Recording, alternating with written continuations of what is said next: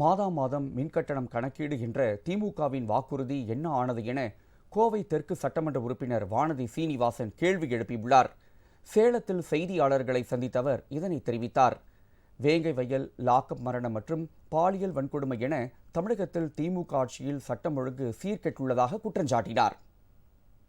மின்கட்டணத்தை நாங்க பரிசீலிக்கிறோம், மீட்டர்ல நாங்க கணக்கீடு பண்றோம்னு பொய் வாக்குறுதி கொடுத்தாங்க.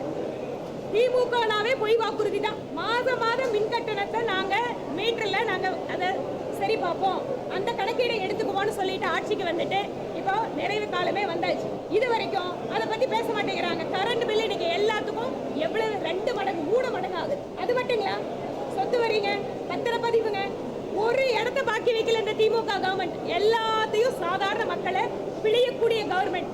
ஆனா பணம் எங்கிருந்து வருது இவங்களுக்கு? டாஸ்மாக்ல ஊழல். இந்த மத்த அமைச்சர்கள் மீது நாங்க சொல்லலைங்க, நீதிமன்றம் சொல்லிட்டு இருக்கு. ஒவ்வொரு அமைச்சர் மேல ஊழல் குற்றச்சாட்டை நீதிமன்றம் சொல்லுது.